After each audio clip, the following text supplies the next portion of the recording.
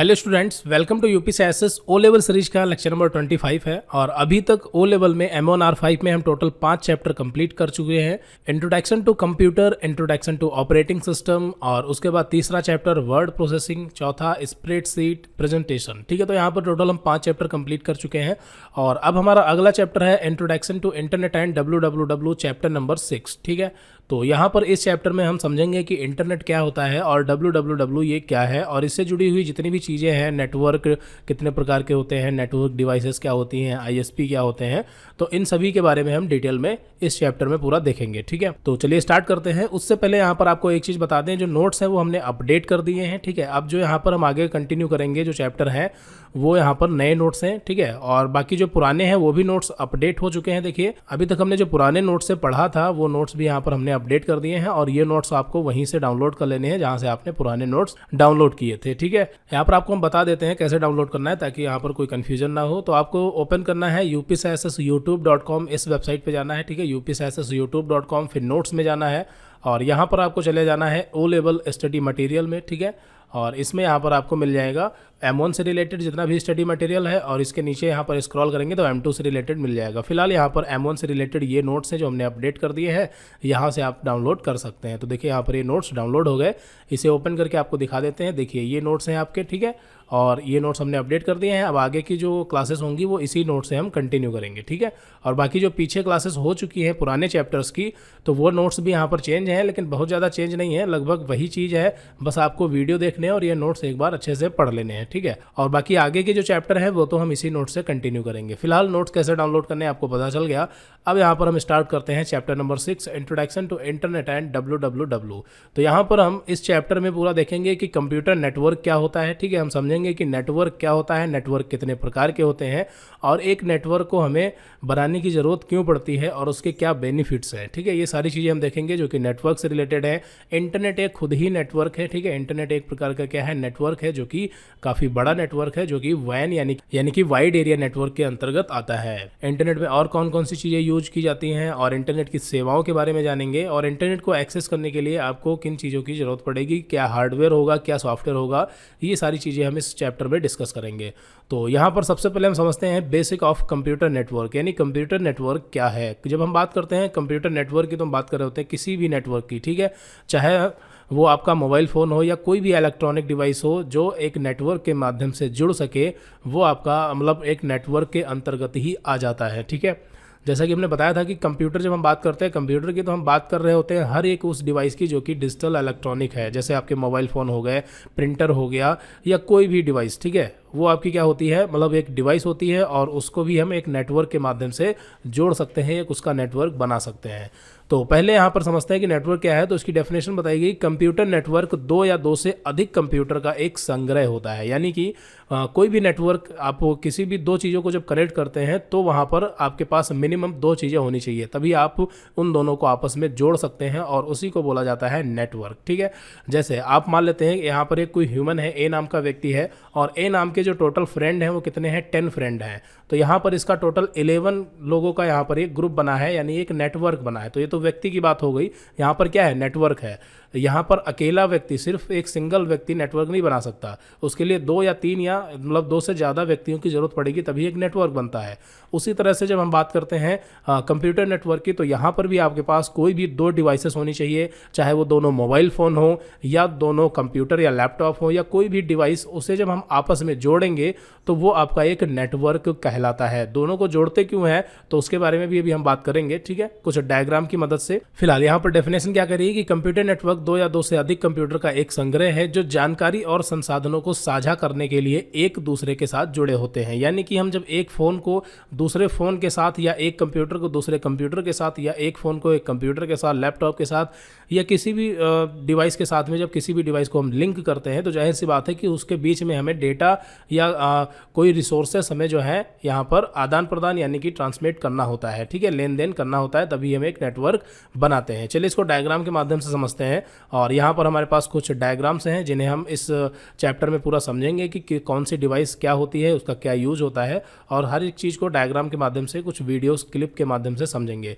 तो यहाँ पर हम बात करते हैं सबसे पहले नेटवर्क की, एक सिंपल नेटवर्क की। तो जैसा कि आपको पता है नॉर्मली यहाँ पर ये आपका एक कंप्यूटर हो गया, ये दूसरा कंप्यूटर हो गया, ये तीसरा और ये चौथा और इसी तरह से ये पांचवा। तो यहाँ पर टोटल 5 कंप्यूटर लगे हैं। मान लेते हैं आपकी एक कंप्यूटर लैब है या कहीं भी 5 कंप्यूटर लगे हुए हैं और इस कंप्यूटर में कोई डेटा है। जैसे इस कंप्यूटर में मान लेते हैं a.jpg नाम की कोई इमेज है यहाँ पर, ठीक है, a.jpg नाम की इस वाले कंप्यूटर में यहाँ पर इमेज स्टोर है। अब ये वाली जो इमेज है वो आप शेयर करना चाहते हैं सभी के साथ में या फिर किसी पर्टिकुलर एक कंप्यूटर के साथ में, यानी पहले वाले कंप्यूटर से तीसरे वाले कंप्यूटर में आप इस इमेज को शेयर करना चाहते हैं इस तरह से। तो कैसे शेयर करेंगे, ठीक है, तो उसके लिए हमें एक नेटवर्क बनाने की ज़रूरत होती है। जैसे यहाँ पर मान लेते हैं आपके पास एक मोबाइल फ़ोन है और आपके फ्रेंड का एक मोबाइल फ़ोन है, 2 मोबाइल फ़ोन है और यहाँ पर आपके पास कोई ऐसी मूवी या सॉन्ग पड़ा हुआ है, यानी आपके पास ऐसा कोई डेटा है जो आपको इसके फ़ोन में ट्रांसफ़र करना है यानी भेजना है, ठीक है। तो यहाँ पर हम क्या करते हैं, एक नेटवर्क बनाते हैं। जैसे इस डेटा को अगर आप भेजना चाहते हैं तो जाहिर सी बात है कि या तो आप ब्लूटूथ की मदद से डेटा को शेयर करेंगे या वाईफाई की मदद से आप डेटा को शेयर करेंगे। तो यहाँ पर भी ये क्या बन रहा है, नेटवर्क बन रहा है, ठीक है। ये कौन सा नेटवर्क है, ये आपका वायरलेस नेटवर्क है। इसमें मीडियम कौन सा यूज हुआ, वायरलेस, ठीक है। आप उसमें ब्लूटूथ का यूज करें या वाईफाई का यूज करें, वो एक वायरलेस नेटवर्क बनेगा। ये दोनों फोन आपस में एक दूसरे से जुड़ेंगे और फिर उसके बाद ये आराम से एक दूसरे से डेटा शेयर कर सकते हैं। तो ये होता है नेटवर्क का यूज। यहाँ पर भी एक हम नेटवर्क ही बनाते हैं। हम 2 फोन को आपस में जोड़ें या एक फ़ोन को एक लैपटॉप के साथ में जोड़ें या फिर एक लैपटॉप को कंप्यूटर के साथ में जोड़ें या किसी भी डिवाइस को किसी भी डिवाइस के साथ में जोड़ते हैं तो वो एक नेटवर्क बनता है जिसमें हम आपस में डेटा या कोई भी रिसोर्सेज जो है वो हम आपस में ट्रांसफ़र कर सकते हैं, लेन देन उसका कर सकते हैं। तो इसलिए नेटवर्क बनाने की ज़रूरत पड़ती है। अब जब हम एक नेटवर्क बनाते हैं तो उसमें जाहिर सी बात है कि वो नेटवर्क या तो वायरलेस होगा या तो वायर्ड होगा। इन्हीं 2 मीडियम में से हम किसी एक मीडियम का इस्तेमाल करते हैं। मीडियम यानी कि माध्यम। हम जो नेटवर्क बनाते हैं या तो हम एक वायर के जरिए बनाएंगे या फिर वो नेटवर्क आपका वायरलेस होगा, ठीक है। दोनों मीडियम में से कोई एक मीडियम यहाँ पर हम चूज करते हैं। तो जैसे कि मान लेते हैं यहाँ पर हम बात कर रहे थे आपके ऑफिस में या लैब में, यहाँ पर ये इस तरह से 5 कंप्यूटर लगे हुए हैं और आपको यहाँ पर इसमें आपके पास कोई ऐसा डेटा है जो आप यहाँ पर कंप्यूटर 3 के पास भेजना चाहते हैं। तो कैसे भेजेंगे, एक तो तरीका ये हो गया कि आप इस कंप्यूटर से अपने मोबाइल फ़ोन में डेटा ले लें, डेटा केबल के जरिए या पेन ड्राइव में या मेमोरी कार्ड में लें और उसके बाद इस कंप्यूटर में उस पेन ड्राइव या मेमोरी कार्ड को इंसर्ट करें और डेटा डालें। इस तरह से आप कर सकते हैं, लेकिन ये लंबी प्रोसेस है। अगर दूसरी बार आपको फिर से डेटा सेंड करना या रिसीव करना हुआ तो आप बार बार ये नहीं कर पाएंगे, या अगर बार बार ऐसी ज़रूरत पड़ती है तो यहाँ पर हम एक नेटवर्क बना लेते हैं जिससे क्या होता है कि ये सभी कंप्यूटर्स आपस में एक दूसरे से जुड़ जाते हैं और जब जिस कंप्यूटर से डेटा लेना होता है वो आराम से डेटा शेयर कर सकता है, बिल्कुल एक मोबाइल फ़ोन की तरह, ठीक है। जैसे यहाँ पर मान लेते हैं ये मोबाइल फ़ोन है ए नाम के व्यक्ति का और ये मोबाइल फ़ोन है बी नाम के व्यक्ति का और इसमें जो है डेटा है यानी डेटा रिचार्ज है और बी नाम के जो व्यक्ति है उसके फ़ोन में डेटा रिचार्ज समाप्त हो गया है। तो ये क्या करता है, हॉटस्पॉट ऑन कर देता है और ये क्या करता है, वाईफाई ऑन कर लेता है और यहाँ पर इसके फ़ोन से इंटरनेट यूज़ करके ये अपने में चला लेता है। तो यहाँ पर भी एक प्रकार का नेटवर्क बनता है। इसी तरह से यहाँ पर ये क्या काम करता है, ये एक सर्वर की तरह काम करता है। यहाँ पर हॉटस्पॉट ऑन है और इसके साथ में ये क्लाइंट यहाँ पर जुड़ा हुआ है। इस तरह से आप एक दूसरा और एक तीसरा फ़ोन भी इसमें जोड़ सकते हैं। तो इस तरह से एक नेटवर्क बनता है जिससे मतलब एक फ़ोन का डेटा या कोई भी रिसोर्सेस आप आराम से दूसरे के साथ में शेयर कर पाते हैं, ठीक है। तो सेम इसी तरीके से यहाँ पर इस कंप्यूटर में जो भी फाइल्स होंगी वो आराम से आप यहाँ पर शेयर कर सकते हैं और इसमें जो चीज़ें होंगी वो यहाँ पर शेयर हो जाएंगी। तो ये एक नेटवर्क होता है। इसका एक और बेनिफिट है, जैसे मान लेते हैं आपके पास 5 कंप्यूटर हैं और आपके पास प्रिंटर जो है वो एक ही है। तो अब ऐसे में क्या होगा, देखिए प्रिंटर आपके पास एक ही है और यहाँ पर कंप्यूटर आपके पास 5 हैं। तो जाहिर सी बात है कि आप प्रिंटर को किसी एक ही कंप्यूटर से यहाँ पर प्लग इन कर पाएंगे। तो मान लेते हैं इसको यहाँ पर हमने इस कंप्यूटर के साथ यहाँ पर हमने प्लग कर रखा है, ठीक है, यहाँ पर हमने इसके साथ जोड़ रखा है और इस कंप्यूटर 3 में जो डेटा है ये प्रिंट आउट करना चाहता है। तो अब ये कैसे करेगा, तो अगर आप एक नेटवर्क बनाते हैं तो इस नेटवर्क के माध्यम से कंप्यूटर 3 वाला जो यूजर है वो नेटवर्क के माध्यम से इसी प्रिंटर पर प्रिंट आउट निकाल सकता है। उसके लिए यहाँ पर हमें एक स्विच की ज़रूरत पड़ेगी, ठीक है। यह बीच में यहाँ पर जो लगा है जो सभी कंप्यूटर को जोड़ने का काम कर रहा है ये स्विच है जो कि नेटवर्किंग डिवाइस है। तो यहाँ पर ये स्विच लगी है और यहाँ पर ये जो आप केबल देख पा रहे हैं ये नेटवर्किंग केबल है, ठीक है। ये ट्विस्टेड पेयर केबल होती है, यानी ये नेटवर्क जो बनाया गया है ये वायर्ड नेटवर्क है, ठीक है, वायरलेस नहीं है, वायर्ड नेटवर्क है जहाँ पर स्विच का इस्तेमाल किया गया है। तो सभी कंप्यूटर आपस में एक दूसरे से कनेक्ट है और आपका ये जो प्रिंटर है वो इस वाले कंप्यूटर से कनेक्ट है। तो अब यहाँ पर आप किसी भी कंप्यूटर से इसी प्रिंटर पर प्रिंट आउट कर सकते हैं। उसके लिए हमें क्या करना होगा, इस प्रिंटर को इस नेटवर्क के माध्यम से हमें शेयर करना होगा। यहाँ पर हम प्रिंटर को शेयर कर देंगे और फिर आराम से कोई भी कंप्यूटर इसी प्रिंटर पे प्रिंट आउट निकाल सकता है। तो यहाँ पर आप समझ गए होंगे कि नेटवर्क बनाने के क्या बेनिफिट्स होते हैं। नेटवर्क बनाने के लिए हमें कुछ हार्डवेयर की या वायर्ड या वायरलेस नेटवर्क बना रहे हैं तो उसके लिए हमें उन चीज़ों की ज़रूरत पड़ती है। अगर आप वायर्ड नेटवर्क बना रहे हैं तो उसके लिए हमें वायर की ज़रूरत पड़ेगी और कुछ नेटवर्क डिवाइसेस की ज़रूरत पड़ती है। तो नेटवर्क डिवाइसेस कितने प्रकार की होती हैं, किस डिवाइस का यूज़ हम किस तरह के नेटवर्क को बनाने के लिए करते हैं, उसके बारे में भी हम आगे बात करेंगे जब नेटवर्क डिवाइसेस के बारे में पढ़ेंगे। ठीक है, तो यहाँ पर आपको बेसिक समझ आ गया होगा कि नेटवर्क एक्चुअली क्या होता है और उसे हम बनाने के क्या बेनिफिट्स होते हैं। ठीक है, चलिए तो यहाँ पर फिलहाल आगे बढ़ते हैं इसमें। तो यहाँ पर जैसे कि आप देख सकते हैं कि एक नेटवर्क में हम प्रिंटर, स्कैनर और अन्य कई सारे उपकरण जो है हम एक साथ शेयर कर सकते हैं एक नेटवर्क में। ठीक है, उसके बाद यहाँ पर कंप्यूटर नेटवर्क का मुख्य उद्देश्य अपने उपयोगकर्ताओं को नेटवर्क से जुड़े संसाधनों जैसे hard disk, printer, modem, licence प्राप्त सॉफ्टवेयर, शक्तिशाली प्रोसेसर आदि को अनेक भौतिक स्थान की परवाह किए बिना पहुंच और साझा करने की अनुमति प्रदान करता है। यानी कि एक नेटवर्क के माध्यम से हम किसी कंप्यूटर की हार्ड डिस्क, प्रिंटर, मॉडेम या फिर किसी भी सॉफ्टवेयर को भी हम जो है शेयर कर सकते हैं। कैसे, चलिए यहाँ पर इसको भी एक डायग्राम के माध्यम से देख लेते हैं। तो यहाँ पर हमारे पास एक डायग्राम है जैसे कि यहाँ पर आप देख सकते हैं। तो अभी हमने जो पुराना एक डायग्राम दिखाया था जैसे कि ये वाला था, तो इसमें क्या था कि इस नेटवर्क में सबके अपने अपने जो थे वो CPU थे। यहाँ पर आप देख सकते हैं इसमें अपने अपने सबके पास CPU थे, यानी कि इसमें भी इसके पास हार्ड डिस्क, रैम और प्रोसेसर जो भी चीज़ें हैं वो इसके पास हैं। ठीक है, अगर ये नेटवर्क से ना जुड़े तब भी कोई इशू नहीं है, ये अपना काम कर सकता है। बस ये प्रिंटर नहीं मतलब प्रिंट नहीं कर सकता और यहाँ पर ये दूसरे कंप्यूटर से डेटा शेयर नहीं कर सकता, इतना ही नहीं कर सकता, बाकी ये अपना काम कर सकता है। ठीक है, तो यहाँ पर ये अपने अपने सबके CPU थे। लेकिन अगर आप चाहते हैं कि एक ही CPU से, ठीक है, आपके एक ही CPU से ये सारे कंप्यूटर यहाँ पर जुड़ जाएं तो आप ऐसा भी कर सकते हैं। उसके लिए यहाँ पर हमें एक डिवाइस की ज़रूरत पड़ती है, थिन क्लाइंट की। जैसे कि यहाँ पर आप इस डायग्राम में देख सकते हैं, यहाँ पर हमारे पास ये एक मेन कंप्यूटर है, मेन CPU है। ठीक है, यहाँ पर आप देख सकते हैं जिसे सर्वर बोला जाता है, ये आपका क्या है, मेन कंप्यूटर है। और यहाँ पर एक नेटवर्क डिवाइस लगी है, स्विच। ठीक है, तो यहाँ पर एक केबल जो है वो स्विच के साथ में कनेक्ट है और उसके बाद यहाँ पर यूज़र 1 2 3 यहाँ पर आप कितने भी कंप्यूटर इसमें जोड़ सकते हैं। इस कंप्यूटर यानी जो मेन कंप्यूटर आपका है, इसमें जितनी इसकी कैपेसिटी होगी उतने यूज़र आप इसके साथ कनेक्ट कर सकते हैं। तो यहाँ पर हमें स्विच की ज़रूरत होगी, एक केबल आई जो कि यहाँ पर स्विच में लग गई और स्विच से एक एक केबल यहाँ पर निकलती है जो कि थिन क्लाइंट में यहाँ पर लगती है। ये थिन क्लाइंट होती है, एक नेटवर्किंग डिवाइस होती है। इसमें हमें CPU की ज़रूरत नहीं पड़ती, ना ही इसमें हार्ड डिस्क, ना रैम, ना प्रोसेसर, इन सब की ज़रूरत नहीं पड़ती। बस यहाँ पर हमें सिर्फ कीबोर्ड, माउस और यहाँ पर एक मॉनिटर और एक थिन क्लाइंट डिवाइस की ज़रूरत पड़ती है। आपके जो कीबोर्ड और माउस और मॉनिटर का जो VGA पोर्ट होता है आउटपुट, ये तीनों ही इस थिन क्लाइंट के साथ में यहाँ पर लिंक हो जाते हैं और एक मॉनिटर को यहाँ पर आपको पावर सप्लाई देना होता है और एक थिन क्लाइंट को आपको पावर सप्लाई देना होता है। और यहाँ पर एक नेटवर्क के माध्यम से इसी CPU का जो हार्ड डिस्क, रैम और इसमें जितने भी सॉफ्टवेयर्स वगैरह होंगे वो सारा कुछ ये शेयर हो जाता है यूजर 1 2 3 4 सभी के पास, जितने भी कंप्यूटर कनेक्ट होते हैं। और अगर आप इसमें इंटरनेट भी कनेक्ट करना चाहें तो सिंपली क्या करेंगे, राउटर से एक केबल ले जा करके आपको स्विच में कनेक्ट कर देना है और उसके बाद सभी कंप्यूटर्स में इंटरनेट भी एक साथ ही प्रोवाइड हो जाता है। ठीक है, तो ये होता है नेटवर्क का बेनिफिट। और जो भी ऑफिस वगैरह होते हैं वहाँ पर इसी तरह से नेटवर्क बनाया जाता है जिसमें थिन क्लाइंट डिवाइस की ज़रूरत पड़ती है। या फिर इस तरह से भी नेटवर्क हो सकता है जहाँ पर उनके अपने अपने CPU हो सकते हैं। ठीक है, इस तरह से यहाँ पर उनके अपने अपने CPU हो सकते हैं, फिर भी नेटवर्किंग हो सकती है ताकि प्रिंटर को शेयर किया जा सके। और अगर इंटरनेट हमारे पास राउटर लगा हुआ है तो राउटर की एक केबल स्विच में कनेक्ट कर देंगे जिससे सभी कंप्यूटर में इंटरनेट भी शेयर हो जाता है, प्रिंटर भी शेयर हो जाएगा और जो भी चीज़ें इस नेटवर्क में जुड़ी होंगी, जो भी डिवाइसेस, वो सभी के पास शेयर हो जाती हैं।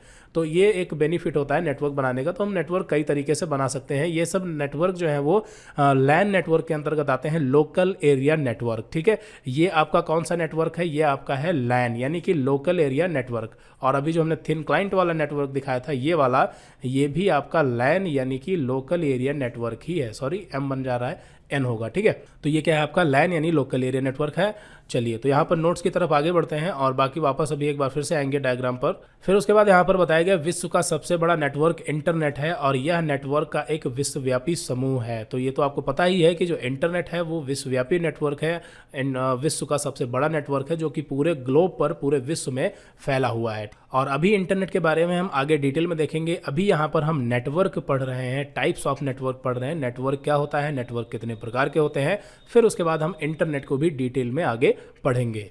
उसके बाद है कंपोनेंट्स ऑफ कंप्यूटर नेटवर्क, यानी एक नेटवर्क को बनाने के लिए हमें किन किन चीज़ों की ज़रूरत होती है, या फिर हम ये कह सकते हैं कि एक नेटवर्क में जुड़ी हुई कौन कौन सी चीज़ें होती हैं। तो यहाँ पर देखिए नेटवर्क में आपका सर्वर होता है, क्लाइंट्स होते हैं, एक ट्रांसमिशन मीडियम होता है, नेटवर्क एडाप्टर होते हैं, रिसोर्सेज होते हैं, यूजर होते हैं और प्रोटोकॉल्स होते हैं। तो यहाँ पर पहले आपको शॉर्ट में समझा देते हैं कि ये क्या चीज़ें हैं, फिर इसको अभी हम डिटेल में भी देखेंगे।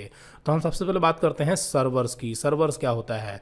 तो सर्वर्स कुछ नहीं, सर्वर एक प्रकार का कंप्यूटर होता है, ठीक है। सर्वर क्या होता है? एक प्रकार का कंप्यूटर होता है। तो हमने यहाँ पर क्या बताया, हम बात कर रहे हैं एक कंपोनेंट्स ऑफ कंप्यूटर नेटवर्क की, यानी कि नेटवर्क कोई भी हो, आपके ये कंपोनेंट्स लगते हैं उसमें, चाहे वो आपका इंटरनेट नेटवर्क ही क्यों ना हो, चाहे वो आपका लैन नेटवर्क हो, चाहे आप एक मोबाइल से दूसरे फ़ोन को कनेक्ट करते हैं वाईफाई या डेटा शेयर करने के लिए, तो यहाँ पर भी आपका नेटवर्क होता है जिसमें सर्वर भी होता है, क्लाइंट भी होता है, ट्रांसमिशन मीडियम भी वायरलेस होता है, नेटवर्क एडाप्टर भी होता है, रिसोर्सेज भी होते हैं, यूजर भी होता है, प्रोटोकॉल भी होता है। इस छोटे से नेटवर्क में जब हम ब्लूटूथ से कनेक्ट करते हैं या वाईफाई से कनेक्ट करते हैं तो ये सारी की सारी चीज़ें आपके फ़ोन्स में होती हैं। कैसे वो आपको धीरे धीरे पता चल जाएगा। फिलहाल यहाँ पर ये सारे कंपोनेंट्स किसी ना किसी नेटवर्क में, यानी कोई भी नेटवर्क हो उसमें आपको ये मिल जाएंगे, ठीक है। तो जैसे यहाँ पर अगर हम सर्वर्स की बात करें तो यहाँ पर एग्जाम्पल हम इंटरनेट का उठा लेते हैं। तो जैसे अभी आप हमारा YouTube पर ये वीडियो देख पा रहे होंगे, तो ये कैसे देख पा रहे हैं? क्या ये वीडियो YouTube पे जो आप देख पा रहे हैं, क्या ये आपके कंप्यूटर में या मोबाइल फ़ोन में स्टोर है? नहीं। ये फिर ये वीडियो कहाँ स्टोर है? क्या ये हमारे कंप्यूटर में ये वीडियो स्टोर है? नहीं, हमारे कंप्यूटर में भी नहीं स्टोर है। ये कहाँ स्टोर है? ये स्टोर है YouTube के डेटा सेंटर में, जहाँ पर YouTube का डेटा सेंटर है, उसमें जो भी कंप्यूटर्स लगे हैं, यानी उसे हम सर्वर बोलते हैं, वहाँ पर ये YouTube का वीडियो स्टोर है, ठीक है। तो मान लेते हैं ये YouTube का डेटा सेंटर है जहाँ पर हमारा ये वीडियो स्टोर है। और आप देख कैसे पा रहे हैं? तो आप देख पा रहे हैं एक नेटवर्क के माध्यम से। मान लेते हैं कि ये आपका YouTube का डेटा सेंटर है, ठीक है। ये आपका क्या है? YouTube का डेटा सेंटर है। यहाँ पर एक हार्ड डिस्क में एक कंप्यूटर यहाँ पर लगा है, उस कंप्यूटर में एक हार्ड डिस्क में यहाँ पर हमारा वीडियो स्टोर है, ठीक है, इस तरह से। और आप मान लेते हैं काफ़ी दूरी पर यहाँ पर अपना फ़ोन चला रहे हैं, ठीक है, यहाँ पर आप फ़ोन चला रहे हैं। तो अब यहाँ पर आप अगर आप YouTube का वीडियो देखना चाहते हैं तो कैसे देखेंगे? तो उसके लिए आपके फ़ोन में इंटरनेट होना चाहिए, यानी इंटरनेट होना चाहिए। तो वो कैसे होगा? तो आपके पास पड़ोस में कहीं ना कहीं पर आपके पास टावर लगा होगा। अगर आप फ़ोन से इंटरनेट चला रहे हैं तो हो सकता है राउटर से कनेक्ट हो, ब्रॉडबैंड से। एग्जाम्पल के लिए हम मान लेते हैं कि आप यहाँ पर टावर से कनेक्ट हैं, ठीक है। टावर से कनेक्ट होंगे तो वायरलेस तरीके से आप टावर से कनेक्ट होंगे। और जो टावर है इसमें क्या होता है कि टावर से यहाँ पर फाइबर ऑप्टिक केबल जो होती हैं वो बिछी होती हैं अलग अलग डायरेक्शंस में। और ये जो फाइबर ऑप्टिक केबल होती हैं ये एक पूरा जटिल नेटवर्क होता है, पूरे ग्लोब पर फैला हुआ है, यहाँ तक कि समुद्र के अंदर भी फैला हुआ होता है, ठीक है। तो ये फाइबर ऑप्टिक का एक नेटवर्क होता है। इसके बारे में जब हम इंटरनेट पढ़ेंगे तो और डिटेल में देखेंगे। फिलहाल यहाँ पर ये क्या है? फाइबर ऑप्टिक केबल बिछी हैं और बीच बीच में कई सारे और जो है वो मोबाइल टावर आ रहे हैं। इस तरह से बीच बीच में और भी कई सारे मोबाइल टावर पड़ रहे हैं। और ऐसा होते होते होते होते फाइनली यहाँ पर ये डेटा सेंटर से भी कनेक्ट होता है, ठीक है। यहाँ पर ये क्या है? डेटा सेंटर से भी कनेक्ट है। और इसी के माध्यम से यहाँ पर जब हम अपने फ़ोन में रिक्वेस्ट भेजते हैं तो वो रिक्वेस्ट इसी नेटवर्क के थ्रू, पहले तो ये वायरलेस होता है, फिर ये वायर्ड से होते होते यहाँ पर यूट्यूब के डेटा सेंटर के पास रिक्वेस्ट पहुँचती है। हमने जिसके लिए भी रिक्वेस्ट किया होगा उस डेटा सेंटर के पास रिक्वेस्ट पहुँचने के बाद वापस वो डेटा हमारे फ़ोन में इसी रूट के माध्यम से हमारे पास आ जाता है और फिर हम यहाँ पर अपना वो वीडियो देख पाते हैं, ठीक है। तो इस तरह से जैसे आपने रिक्वेस्ट भेजी, इस तरह से हज़ारों स्टूडेंट होंगे जो अपने अपने फ़ोन से यहाँ पर उसी वीडियो के लिए रिक्वेस्ट भेज रहे होंगे और वो भी कहीं ना कहीं इसी माध्यम से इसी नेटवर्क पर जुड़े होंगे, ठीक है, किसी ना किसी टावर से। और फाइनली वो भी कहाँ पहुँचेंगे? वो भी यूट्यूब के डेटा सेंटर तक ही पहुँचेंगे और हमारा वीडियो तो यहाँ पर ऑलरेडी स्टोर है, ठीक है। तो यहाँ पर ये जो आपका YouTube का डेटा सेंटर है जहाँ पर हमारा वीडियो स्टोर है, ये होता है सर्वर। ये क्या होता है? आपका सर्वर होता है, ठीक है। इसे हम कंप्यूटर भी कह सकते हैं। सर्वर कुछ नहीं, बस एक प्रकार का कंप्यूटर ही होता है जो 24/7 आवर, ठीक है, 24 घंटे ऑनलाइन रहता है। ऑनलाइन रहने का मतलब क्या होता है कि वो टावर के जरिए, फाइबर ऑप्टिक केबल के जरिए वो हमेशा ऑन रहता है कंप्यूटर 24 घंटे, और वो एक नेटवर्क के माध्यम से जुड़ा रहता है, ठीक है। बस यही होता है, नेटवर्क बनता है सिंपल एक, ठीक है। तो यहाँ पर इस तरह से आप वीडियो हमारा देख पा रहे हैं, यानी कि ये जो वीडियो है वो एक यूट्यूब के डेटा सेंटर के सर्वर में स्टोर है, और यहाँ पर ये क्या है, एक सर्वर है। और क्लाइंट्स क्या होते हैं? तो यहाँ पर ये जो मोबाइल फ़ोन से रिक्वेस्ट जा रही है, ये क्या है? क्लाइंट्स होते हैं, ठीक है। तो ये जो क्लाइंट्स होते हैं, तो ये क्लाइंट्स आपस में एक दूसरे से क्या डायरेक्टली कनेक्ट है? नहीं, ये एक दूसरे से डायरेक्टली कनेक्ट नहीं है, ठीक है। लेकिन ये जहाँ से कनेक्ट हैं वो यहाँ पर ये इनडायरेक्टली कनेक्ट हैं, क्योंकि ये सभी लोग यहाँ पर कनेक्ट हैं इंटरनेट से। तो हम ये कह सकते हैं कि ये सब एक दूसरे से क्या है? इनडायरेक्टली कनेक्ट हैं, लेकिन डायरेक्टली कनेक्ट नहीं है। तो ये क्या होते हैं? क्लाइंट्स होते हैं। अगर मान लेते हैं कि इस स्टूडेंट ने वीडियो नहीं देखा, स्किप कर दिया, तो क्या सभी के वीडियो स्किप हो जाएंगे? नहीं, सिर्फ ये बाहर निकल जाएगा, बाकी सबका वीडियो चलता रहेगा। यानी कि ये क्या है? क्लाइंट से मेन क्या होता है? सर्वर। अगर कभी सर्वर बाई चांस अगर खराब हो जाता है या बंद हो जाता है, तो यहाँ पर आप एक्सेस नहीं कर पाएंगे, ठीक है। तो ये चीज़ होती है। तो आप समझ गए होंगे कि सर्वर और क्लाइंट्स क्या होता है। तो सर्वर कुछ नहीं, बस एक प्रकार का कंप्यूटर होता है जहां पर सारा डेटा स्टोर होता है, और क्लाइंट्स जो होते हैं उसके साथ में जुड़ करके एक नेटवर्क के माध्यम से उस डेटा को एक्सेस कर पाते हैं। जैसे कि यहाँ पर हम दिखाया था, तो यहाँ पर आप देखेंगे तो इसमें ये क्या है? एक सर्वर का काम कर रहा है, क्योंकि सारा डेटा, सारे सॉफ्टवेयर जो भी है वो सब यहाँ पर स्टोर है, और वो एक नेटवर्क के माध्यम से अपने यूजर्स तक जुड़ा हुआ है। बिल्कुल आप इसको समझ सकते हैं, इसको आप समझ सकते हैं यूट्यूब का डेटा सेंटर। और यहाँ पर ये क्या है? ये स्टूडेंट्स हैं जो सर्वर से रिक्वेस्ट कर रहे हैं, और जो भी रिक्वेस्ट कर रहे हैं वो इस नेटवर्क के माध्यम से हो करके इनके पास वो डेटा आ जा रहा है, जिसके लिए यहाँ पर एक नेटवर्क की जरूरत हुई और कुछ नेटवर्क डिवाइसेस की भी जरूरत पड़ती है, ठीक है। तो जब हम बात करते हैं इंटरनेट की, तो इंटरनेट में जो भी नेटवर्किंग करनी होती है, जो भी उसका मेंटेनेंस होता है, वो आईएसपी प्रोवाइड करता है। आईएसपी देखता है, यानी इंटरनेट सर्विस प्रोवाइडर। हम क्या करते हैं? हम उसका सिर्फ बिल पे करते हैं, रेंट पर उसको लेते हैं और यूज करते हैं, ठीक है। लेकिन ये जो इस टाइप का लोकल एरिया नेटवर्क होता है, लैन, इसे हमें खुद बनाना होता है, ठीक है। इसे हमें खुद बनाना होता है। इसमें जो भी कॉस्ट आएगा, जो भी खर्चा आएगा, वो हमें पे करना होता है। तो यहाँ पर आप सर्वर और क्लाइंट अच्छे से समझ गए होंगे। सर्वर क्या है? ये है, और ये आपके क्या होते हैं? क्लाइंट होते हैं। अगर ये वाला कंप्यूटर हम बंद कर दें, तब भी ये आपके चारों कंप्यूटर आराम से चलते रहेंगे, लेकिन अगर सर्वर बंद कर दें तो ये सारे बंद हो जाएंगे, ठीक है।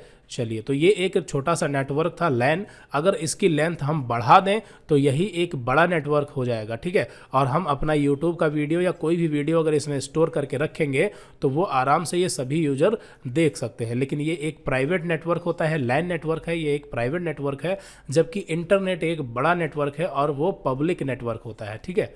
चलिए, तो यहाँ पर इतना क्लियर हो गया होगा। आगे बढ़ते हैं। तो यहाँ पर आपका सर्वर और क्लाइंट पता चल गया होगा। उसके बाद है ट्रांसमिशन मीडिया। तो ट्रांसमिशन मीडिया जो होती है वो दो प्रकार की होती है। एक हो गया आपका वायर्ड और दूसरा होता है आपका वायरलेस, ठीक है। वायर्ड और वायरलेस, इसके बारे में तो आपको अच्छे से पता है। जो नेटवर्क होते हैं वो किसी न किसी एक मीडियम का इस्तेमाल करते हैं, चाहे वो नेटवर्क वायर्ड हो या वायरलेस हो, या वायर्ड और वायरलेस दोनों का यूज करता हो। जैसे इंटरनेट जो है ये क्या है? ये वायर्ड का भी यूज करता है और वायरलेस यानी दोनों का यूज करता है, ठीक है। चलिए, तो ट्रांसमिशन मीडिया क्या है पता चल गया। अभी इसके बारे में आगे और डिटेल में देखेंगे। नेटवर्क एडाप्टर की बात करते हैं तो हम बात कर रहे होते हैं नेटवर्क में लगने वाली डिवाइसेस की, जैसे स्विच हो गया, हब हो गया, राउटर हो गया, मॉडेम हो गया। तो इनके बारे में आगे हम डिटेल में देखेंगे विद डायग्राम, लेकिन अभी यहाँ पर आप समझ लें ये सब क्या होता है?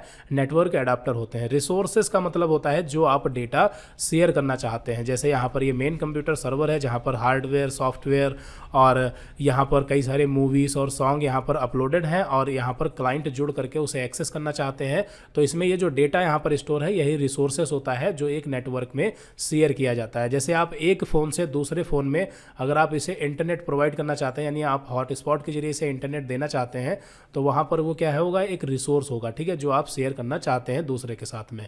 तो रिसोर्सेस कुछ नहीं, बस आप क्या शेयर करना चाहते हैं वो चीज़ होती है। यूजर्स क्या होते हैं आपको पता है? यूजर यानी जो उस नेटवर्क के साथ में जुड़ा हुआ है। और ये जो प्रोटोकॉल्स होते हैं ये होते हैं सेट ऑफ रूल्स, नियमों के सेट होते हैं। यानी कि जब आप डेटा ट्रांसमिट करते हैं, सेंड करते हैं, डेटा आप रिसीव करते हैं, और एक नेटवर्क में प्रॉपर अगर मान लेते हैं यहाँ पर आपने 4 कंप्यूटर कनेक्ट कर रखे हैं, ये आपका मेन कंप्यूटर है, इस तरह से यहाँ पर कनेक्ट है। तो अगर आपने इस कंप्यूटर से रिक्वेस्ट भेजी कि हमें इस कंप्यूटर से एक वीडियो वीडियो चाहिए, ठीक है, तो आपकी रिक्वेस्ट तो इसी कंप्यूटर के पास जाएगी, लेकिन अगर यहाँ पर नियम या रूल्स नहीं होते तो ये वापस में हो सकता है कि रिक्वेस्ट आपने इस वाले कंप्यूटर से की है, कंप्यूटर 1 से, और वो डेटा भेज दे हो सकता है कंप्यूटर नंबर 4 पर। ऐसा भी हो सकता है अगर यहाँ पर कोई रूल या नियम नहीं होंगे। तो इसलिए यहाँ पर रूल्स और नियम्स होते हैं जिनका इस्तेमाल करता है एक नेटवर्क, और उसी हिसाब से डेटा को ट्रांसमिट करता है और उसी हिसाब से डेटा को डेस्टिनेशन पर पहुंचाता है। तो वहाँ पर यूज किए जाते हैं प्रोटोकॉल्स, उसी को हम बोलते हैं प्रोटोकॉल्स। प्रोटोकॉल्स कुछ नहीं होते, बस नियमों के सेट होते हैं। तो अलग अलग नेटवर्क के अपने अलग अलग प्रोटोकॉल्स होते हैं, जिसके बारे में हम आगे डिटेल में देखेंगे कि प्रोटोकॉल्स क्या होते हैं, ठीक है। तो बस आप इतना समझ लें कि प्रोटोकॉल्स कुछ नहीं, नियमों के सेट होते हैं, और नेटवर्क कई प्रकार के होते हैं और हर नेटवर्क के लिए अपने अलग अलग प्रोटोकॉल्स होते हैं। चलिए, इतना क्लियर हो गया होगा, आगे बढ़ते हैं। तो यहाँ पर देखिए वही चीज़ें यहाँ पर डिटेल में बताई गई हैं कि सर्वर क्या है। एक सर्वर अन्य कंप्यूटर यानी क्लाइंट्स को सेवाएं प्रदान करता है, जिसमें संग्रहित फाइलें, प्रोग्राम, नेटवर्किंग, ऑपरेटिंग सिस्टम, ये सारी चीज़ें उसमें होती हैं, और वो अपने क्लाइंट्स के साथ में इन चीज़ों को शेयर करता है। क्लाइंट्स क्या होते हैं? तो क्लाइंट्स कुछ नहीं, एक सर्वर से जुड़े हुए जो होते हैं, यूजर होते हैं, वो आपके क्लाइंट होते हैं, ठीक है। हमने डिटेल में इसको बताया था। ट्रांसमिशन मीडिया दो प्रकार की होती है, वायर्ड और वायरलेस, ठीक है। तो यहाँ पर आप किसी भी नेटवर्क को बनाएंगे तो उसमें दो मीडियम होंगे, या तो आप वायर का यूज करेंगे या वायरलेस का। तो यहाँ पर जो वायर, जिसको बोलते हैं वायर्ड, उसको बोलते हैं गाइडेड मीडियम, ठीक है। गाइडेड यानी कि जो आपका वायर होता है वो एक गाइडेड मीडियम होता है, गाइड किया गया होता है कि आपको जो डेटा है वो इसी वायर के ऊपर ट्रांसमिट करना है, ट्रेवल करवाना है, ठीक है। तो ये क्या होता है? गाइडेड मीडियम इसको बोलते हैं, ध्यान रखना, गाइडेड मीडियम यानी कि वायर्ड, ठीक है। तो यहाँ पर गाइडेड मीडियम में भी अलग अलग प्रकार के वायर आते हैं, और यहाँ पर कुछ खास नहीं है, ये तीनों प्रकार के जो है ये क्या है? वायर ही है, गाइडेड मीडियम है, जिसमें आता है ट्विस्टेड पेयर केबल हो गया, कोएक्सियल केबल हो गया, और फाइबर ऑप्टिक केबल हो गया। तो ये तीन प्रकार के यहाँ पर केबल्स होते हैं, यानी वायर होते हैं, जिनका यूज अलग अलग तरह के नेटवर्क में किया जाता है, और इनकी अपनी अपनी स्पीड होती है, अपनी अपनी इनकी क्वालिटी होती है, ठीक है।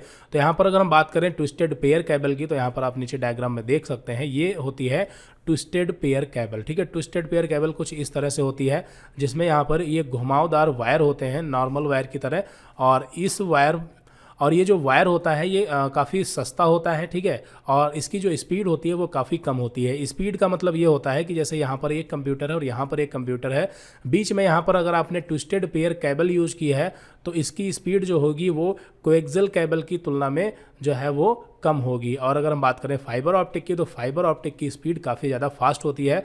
तो अगर यहाँ पर हम इसको मान लें ट्विस्टेड पेयर केबल, फर्स्ट वाले वायर को, सेकंड वाले को मान लें कोएक्सियल केबल, और लास्ट वाले को यहाँ पर हम ऑप्टिकल फाइबर माने, तो यहाँ पर जो सबसे स्लो स्पीड होगी वो ट्विस्टेड पेयर केबल की स्पीड होगी, उससे फास्ट होगी कोएक्सियल केबल की, और सबसे फास्ट होगी फाइबर ऑप्टिक केबल की। क्योंकि जो फाइबर ऑप्टिक केबल होती है इसमें जो डेटा ट्रांसमिट होता है वो लाइट की स्पीड से डेटा ट्रांसमिट होता है फाइबर ऑप्टिक केबल में, ठीक है। तो यहाँ पर जो सबसे सस्ती होती है वो आपकी ट्विस्टेड पेयर केबल होती है, और इसमें जो डेटा ट्रांसमिशन रेट होता है यानी कि जो उसकी स्पीड होती है वो भी कम होती है बाकी सबकी अपेक्षा, ठीक है।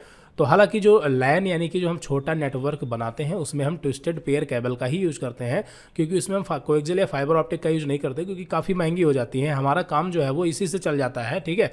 माना कि यहाँ पर फाइबर ऑप्टिक की अपेक्षा ट्विस्टेड पेयर केबल की स्पीड कम है, लेकिन इतनी भी कम नहीं है कि हमारा काम ना चल सके। एक लैन यानी कि लोकल एरिया नेटवर्क में अक्सर यहाँ पर ट्विस्टेड पेयर केबल का ही यूज़ किया जाता है। किस तरह से दिखती है? तो यहाँ पर एक तो हमने दिखा दिया, बाकी और भी दिखा देते हैं आपको। देखिए यहाँ पर आप ये जो देख पा रहे हैं केबल, ये एक ट्विस्टेड पेयर केबल ही है, इसको ईथरनेट केबल भी बोला जाता है, ईथरनेट केबल।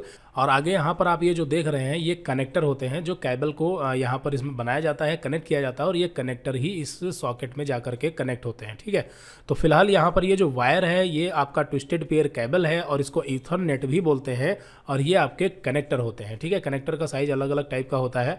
फिलहाल अभी इसके बारे में आगे हम देखेंगे।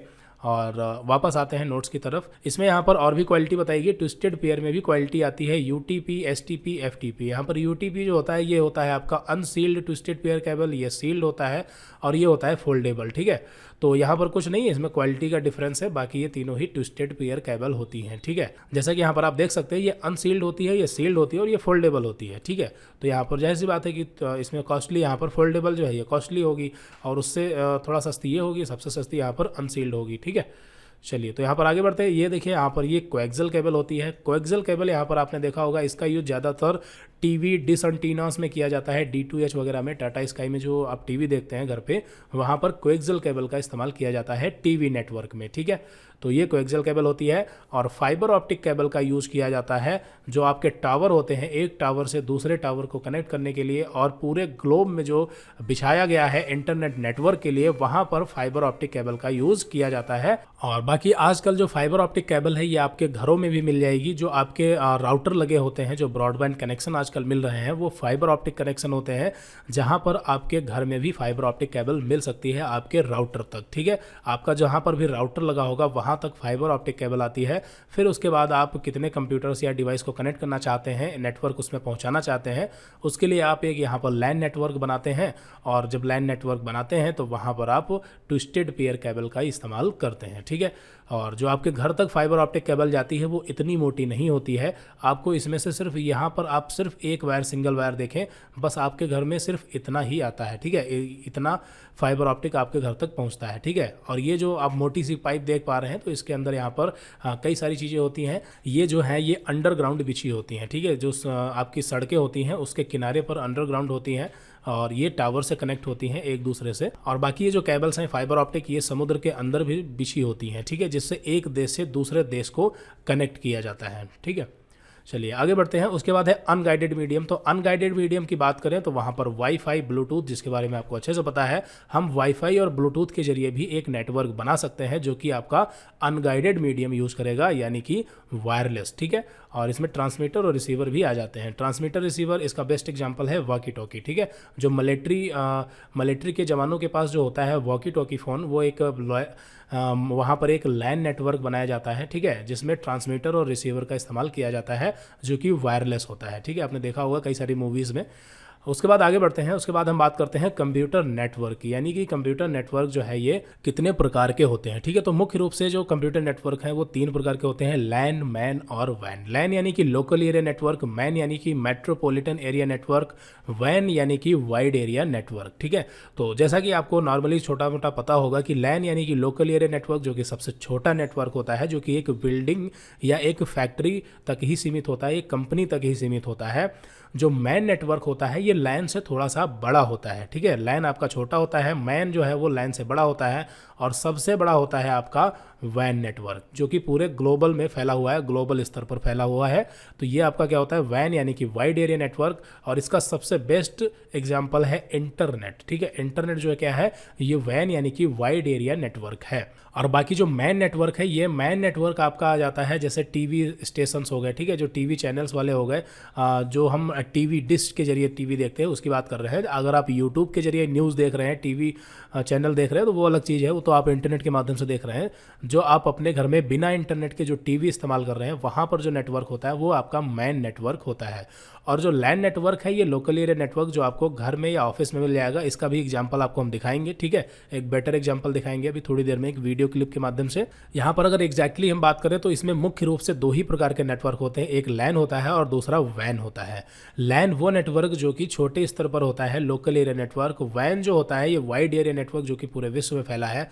जो मैन नेटवर्क है ये कुछ नहीं बल्कि छोटे छोटे लैन से मिल करके ही बना होता है। जैसे कि यहाँ पर आपकी मान लेते हैं कि एक सिटी है, ठीक है, ये आपका पूरा लखीमपुर है, और इस लखीमपुर एरिया में यहाँ पर आपकी एक कंपनी है, ठीक है, एक कंपनी यहाँ पर है, और एक कंपनी यहाँ पर है, एक कंपनी यहाँ पर है, एक कंपनी यहाँ पर है। इस तरह से लखीमपुर में मान लेते हैं आपके 5 कंपनी हैं, और यहाँ पर ये 5 कंपनी हो गई। फिर हर कंपनी का अपना अंदर, इसके अंदर ये एक पूरी बिल्डिंग है, ठीक है, और इस बिल्डिंग के अंदर मान लेते हैं 100 कंप्यूटर लगे हुए हैं, और वो 100 कंप्यूटर जो है वो उसमें इंटरनेट भी है, प्रिंटर्स भी है, मतलब सारी चीज़ें आपस में कनेक्ट हैं। और यहाँ पर एक हमने छोटा सा लैन नेटवर्क बना रखा है, और इसमें CCTV कैमरे वगैरह भी सारी चीज़ें इसमें लगी हुई हैं। और इसी तरह से सभी कंपनी का अपना एक लैन नेटवर्क छोटा सा बना हुआ है इस तरह से, ठीक है। तो ये तो अपने आप में एक सेपरेटली यहाँ पर लैन नेटवर्क बना है। लेकिन अगर इन 5 कंपनियों को हम किसी माध्यम से जोड़ देते हैं, ठीक है। तो इन पांचों कंपनियों को अगर हम किसी न किसी माध्यम से जोड़ देते हैं आपस में, तो ये एक बन जाता है मैन नेटवर्क, यानी कि मेट्रोपॉलिटन एरिया नेटवर्क, ठीक है। तो यहाँ पर एक्चुअली में क्या है, एक्चुअली में छोटे छोटे लैन ही हैं और कुछ नहीं। ये क्या है, छोटे छोटे लैन हैं, बस यहाँ पर हमने उन सभी लैन्स को आपस में जोड़ दिया तो वो एक थोड़ा सा उसकी रेंज जो है वो बढ़ गई, तो वही बन गया आपका मेट्रोपोलियन एरिया नेटवर्क, ठीक है। यानी मेट्रोपॉलिटन एरिया नेटवर्क होता है, मेट्रोपोलियन नहीं, सॉरी। तो यहाँ पर आप समझ गए होंगे कि मैन क्या होता है, कुछ नहीं, बस छोटे छोटे लैन से मिल करके बनाया जाता है एक मैन नेटवर्क, ठीक है। इसी तरह से जो आप टीवी देखते हैं घर में, तो ऐसा ही होता है। मान लेते हैं आप जो टीवी देख रहे हैं वो मान लेते हैं लखनऊ से न्यूज़ आ रही है, नहीं कि उसका जो टीवी स्टेशन है वो लखनऊ में है या दिल्ली में है या मुंबई में है, तो आप उसके पास पड़ोस के इलाकों में जो है टीवी देख सकते हैं। और अगर दूर भी देख पा रहे हैं तो वो सैटेलाइट के जरिए देख पा रहे हैं, वहाँ पर भी एक लोकल नेटवर्क है जो इधर से सिग्नल सैटेलाइट ले करके और आपके टाटा स्काई D2H के जरिए पहुँचा देता है, ठीक है। फिलहाल यहाँ पर आपको लैन, मैन और वैन तीनों एक बेसिक लेवल में समझ आ गया होगा। आगे बढ़ते हैं, यहाँ पर इसको डिटेल में देखते हैं। तो लैन यानी कि लोकल एरिया नेटवर्क, जिसकी रेंज लगभग 1 किलोमीटर तक होती है, जो कि एक ऑफिस और बिल्डिंग या फैक्ट्री में ही सीमित होता है, ठीक है। लैन एक प्राइवेट नेटवर्क होता है। प्राइवेट नेटवर्क इसलिए होता है क्योंकि ये हम अपना खुद का नेटवर्क बनाते हैं, इसमें कोई इंटरनेट वगैरह नहीं होता, या अगर होता भी है तो वो अलग चीज़ है। लेकिन लैन क्या है, एक प्राइवेट नेटवर्क होता है जिससे सिर्फ हम एक्सेस कर सकते हैं, उसकी जो भी रेंज है उतनी रेंज में ही उसको एक्सेस किया जा सकता है। लैन में डेटा ट्रांसफर की स्पीड जो होती है वो मैन और वैन से अधिक होती है। इस पॉइंट को ध्यान रखना कि जो लैन की डेटा ट्रांसफर स्पीड होती है वो मैन और वैन से अधिक होती है, क्योंकि वैन जो नेटवर्क है इस पर ट्रैफिक बहुत ही ज़्यादा होता है। आपको पता है इंटरनेट पर कितना ट्रैफिक है, और उससे कम मैन पर होता है, लेकिन सबसे कम ट्रैफिक जो होता है वो लैन नेटवर्क पर होता है। और लैन नेटवर्क एक प्राइवेट नेटवर्क है और इसकी जो एक्सेस होती है वो एक लिमिटेड रेंज में होती है, इसलिए यहाँ पर इसकी जो स्पीड होती है वो काफ़ी फास्ट होती है। इस चीज़ का आपको ध्यान रखना है। जैसे कि अगर आप एक फ़ोन से दूसरे फ़ोन में एक 4 GB की वीडियो फाइल, यानी कि एक हम कह सकते हैं एक मूवी, 4 GB की एक मूवी अगर आप इस फ़ोन से इस फ़ोन में ट्रांसफ़र कर रहे हैं, तो आप देखेंगे कि काफ़ी स्पीड से ट्रांसफ़र होगी। अगर हम बात करें इंटरनेट की, अगर वही मूवी आप इस फ़ोन में इंटरनेट से डाउनलोड करेंगे तो काफ़ी टाइम लगेगा, जबकि आप फ़ोन से ट्रांसफ़र कर लेते हैं तो वो काफ़ी स्पीड से आपके फ़ोन में आ जाएगी। क्यों? क्योंकि यहाँ पर डिपेंड करता है कि उस डेटा को ट्रैवल होने में कितना टाइम लग रहा है, ठीक है। तो यहाँ पर आपका फ़ोन ये रहा और एक दूसरा फ़ोन जस्ट उसके बगल में हुआ, तो यहाँ पर इसकी जो रेंज है वो काफ़ी कम है, फटाफट डेटा यहाँ पर ट्रांसफ़र हो गया। और अगर आप कोई मूवी डाउनलोड कर रहे हैं तो उसका डेटा सेंटर पता नहीं कहाँ है, आप इंडिया में बैठे हैं, उसका डेटा सेंटर अमेरिका में है, तो वहाँ से वो डेटा आता है आपके पास, वो सिग्नल्स आते हैं, तो उसमें टाइम लगता है। और उसमें टाइम ऐसे भी लगता है, दूसरी चीज़ यहाँ पर इतना ज़्यादा ट्रैफिक होता है जिसकी वजह से वो डेटा और भी ज़्यादा डिले हो जाता है, ठीक है। तो ये चीज़ होती है, ये कारण होता है, इसलिए लैन की स्पीड फास्ट होती है मैन और वैन से, ठीक है। और लैन में जो स्पीड होती है वो 10 MB से ले करके और 1000 Mbps तक होती है, ठीक है। 10 MB से ले करके 1000 Mbps की स्पीड होती है इसकी लैन की डेटा ट्रांसफर स्पीड, ठीक है। फिर बात करते हैं मैन की। तो मैन में कुछ नहीं, यहाँ पर केबल टीवी नेटवर्क, इसमें कोएक्सियल केबल का इस्तेमाल किया जाता है और फाइबर ऑप्टिक केबल का भी इस्तेमाल किया जाता है। लैन नेटवर्क में ज़्यादातर ट्विस्टेड पेयर केबल का यूज़ किया जाता है, जिसे ईथरनेट केबल भी बोलते हैं, अभी आपको हमने दिखाया था। और मैन नेटवर्क में जो होता है इसमें केबल टीवी नेटवर्क होता है, जिसमें कोएक्सियल केबल या फिर फाइबर ऑप्टिक केबल का भी यूज़ होता है। और जो मैन नेटवर्क होता है ये पब्लिक भी होता है और प्राइवेट भी होता है, जबकि लैन नेटवर्क ये सिर्फ प्राइवेट होता है आपका, ठीक है। और जो वाइड एरिया नेटवर्क यानी कि वैन होता है ये आपका पब्लिक होता है पूरी तरीके से, ठीक है। चलिए इतना क्लियर हो गया होगा। अब बात कर लेते हैं वैन की। तो वैन क्या है, कुछ नहीं, बस ये क्या है, वाइड एरिया नेटवर्क, जो कि पूरे विश्व में फैला हुआ है, चाहे वो सिटी हो, कंट्री हो या कुछ भी हो, पूरे विश्व में ये नेटवर्क फैला हुआ है। और इंटरनेट एक इसका सबसे बढ़िया उदाहरण है। और वैन में डेटा ट्रांसफ़र की स्पीड लैन की तुलना में लगभग 10 गुना कम होती है, ध्यान रखना, ठीक है। वैन की स्पीड कम होती है लैन की अपेक्षा। वैन में नेटवर्क को जोड़ने के लिए माइक्रोवेव स्टेशन या संचार उपग्रहों का प्रयोग किया जाता है, यानी कि माइक्रोवेव स्टेशन या फिर सैटेलाइट स्टेशंस का यूज़ किया जाता है, सैटेलाइट्स का यूज़ किया जाता है वैन नेटवर्क को जोड़ने के लिए। और बाकी इसमें टावर और अंडरग्राउंड जो फाइबर ऑप्टिक केबल बिछी है उसका यूज़ तो होता ही है। तो यहाँ पर हमने तीनों नेटवर्क के बारे में आपको समझाया। अब यहाँ पर एक छोटा सा नेटवर्क दिखाते हैं जिसमें लैन, मैन, वैन कई सारी चीज़ें हैं। तो यहाँ पर आपको हम वीडियो क्लिप दिखाते हैं जिसमें आपको बेटर समझ आएगा। तो जैसे कि यहाँ पर आप देख सकते हैं ये एक राउटर है, ठीक है। ये आपका क्या है, एक राउटर है। राउटर क्या होता है इसके बारे में आगे हम देखेंगे। राउटर एक नेटवर्किंग डिवाइस होती है जिसके माध्यम से आप इंटरनेट से ब्रॉडबैंड कनेक्शन के जरिए जुड़ते हैं। तो जब आप ब्रॉडबैंड कनेक्शन कराते हैं तो आपको यहाँ पर इस तरह का एक राउटर मिलता है। और ये राउटर आपको जिससे भी आप ब्रॉडबैंड कनेक्शन ले रहे हैं आईएसपी से, इंटरनेट सर्विस प्रोवाइडर से, एयरटेल, वोडा या जिससे भी, वो आपको प्रोवाइड करता है। ठीक है, तो यहाँ पर आप देखेंगे इसमें यहाँ पर ये जो आपकी केबल येलो कलर की लगी हुई है, ये होती है आपकी फाइबर ऑप्टिक केबल। ठीक है, और ये केबल सीधे कनेक्ट होती है कहाँ से? उस आईएसपी के टावर से। ठीक है, ये केबल कहाँ से कनेक्ट होती है? उस आईएसपी के टावर से। ये पूरा वायर्ड नेटवर्क होता है, ध्यान रखना। ठीक है, जो ब्रॉडबैंड कनेक्शन होता है फाइबर ऑप्टिक, ये पूरा वायर्ड कनेक्शन होता है। ये आईएसपी के टावर से ये केबल निकल करके कनेक्ट होती है, तो वहीं से आपके घर में ये पास की जाती है केबल। ठीक है, और उसके बाद यहाँ पर पीछे आप देख सकते हैं, यहाँ पर ये जो केबल कनेक्ट है ये ईथरनेट केबल है, जिसको बोलते हैं ट्विस्टेड पेयर केबल। ठीक है, तो ये हमने एक लैन यानी कि लोकल एरिया नेटवर्क इसमें बना रखा है। उसके बारे में भी हम डिटेल में देखेंगे कि इस नेटवर्क पर हम क्या क्या चीज़ें एक्सेस कर रहे हैं। ठीक है, अभी यहाँ पर हमने एक पूरा वीडियो बनाया है, इसको आप ध्यान से देखें, समझ आ जाएगा। तो यहाँ पर आप देख सकते हैं, देखिए यहाँ पर ये जो ब्लैक कलर का आपका ये केबल दिख रहा है, ठीक है, ब्लैक कलर का जो केबल है ये फाइबर ऑप्टिक केबल ही है। ठीक है, ये आया है सीधे टावर से। फिर उसके बाद यहाँ पर एक बॉक्स लगा है जिसके अंदर केबल जो है वो ट्रांसफ़र हो जाती है। यहाँ पर ये ब्लैक कलर वाली केबल इधर से इनपुट हुई है और अंदर यहाँ पर इसके कनेक्शन बनाए गए हैं, और इसके बाहर यहाँ पर ये येलो वायर जो निकला है ये आपका आउटपुट है। दोनों ही फाइबर ऑप्टिक है, ये थोड़ा मजबूत फाइबर ऑप्टिक है और ये थोड़ा येलो वाली जो है ये लूज है, क्योंकि ये जो ब्लैक कलर वाली फाइबर ऑप्टिक है ये बाहर बिजली के जो खंभे हैं या जहाँ भी है, इस मतलब बाहर है, तो इसलिए इसको थोड़ा सा मजबूत होना चाहिए। जबकि येलो वाली जो है ये जहाँ पर राउटर लगा होता है वहीं पर ये यूज़ की जाती है, इसलिए ये थोड़ा सा लूज होती है। ठीक है, फिलहाल यहाँ पर ये फाइबर ऑप्टिक है। और आगे देखते हैं इसको, तो यहाँ पर आप देख सकते हैं, देखिए यहाँ पर ये आपका इनपुट हुआ और ये यहाँ से आउटपुट निकला है, जो कि यहाँ पर आपके राउटर में ये जुड़ा हुआ है। ठीक है, तो यानी कि हम ये कह सकते हैं कि राउटर में इंटरनेट अभी आ रहा है। इस राउटर में इंटरनेट क्या है? आ रहा है, क्योंकि हम सीधे आईएसपी के टावर से जुड़े हुए हैं।